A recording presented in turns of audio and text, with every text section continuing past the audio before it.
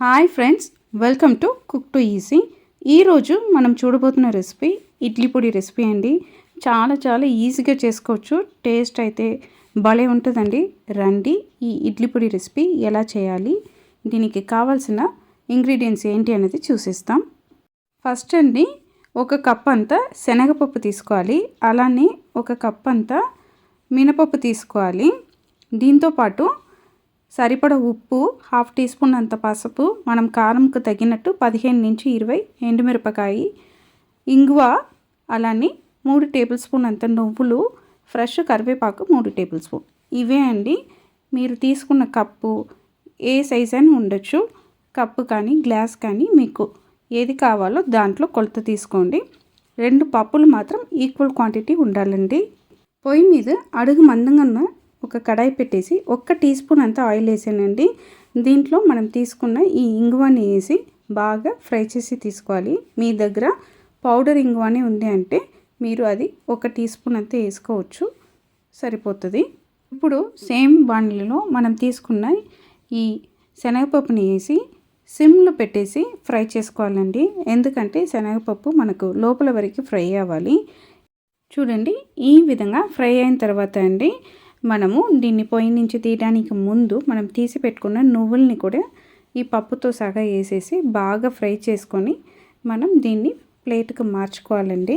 చూడండి, ఈ విధంగా మనకు ఫ్రై అయ్యి దొరకాలండి. ఇప్పుడు దీన్ని ప్లేట్కి మార్చుకున్న తర్వాత సేమ్ కడాయిలో అండి మనం తీసి పెట్టుకున్న మినపప్పుని కూడా వేసి బాగా ఫ్రై చేసుకోవాలండి.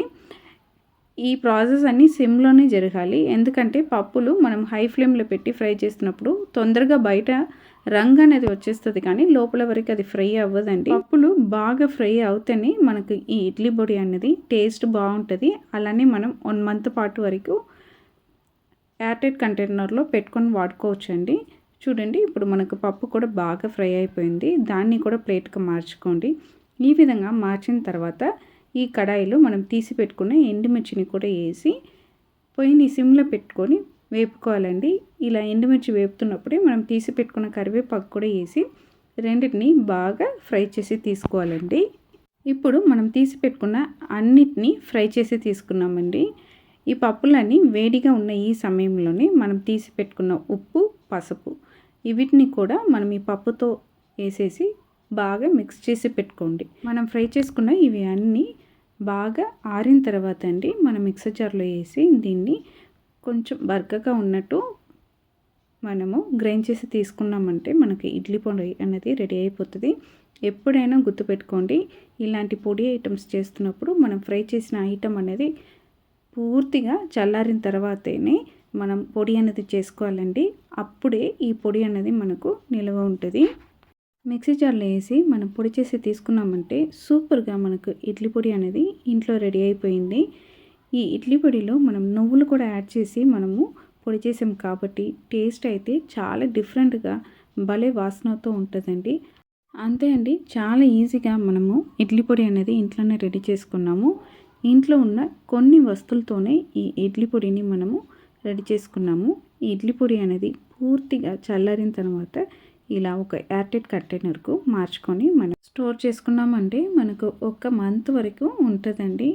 అంతే అండి, చాలా ఈజీగా ఈ ఇడ్లీ పొడి అనేది రెడీ చేసుకున్నామండి. మీరు కూడా సేమ్ కొలతలతో ఒక్కసారి ఈ ఇడ్లీ పొడి రెసిపీని ట్రై చేసి చూడండి, టేస్ట్ చేసి చూడండి.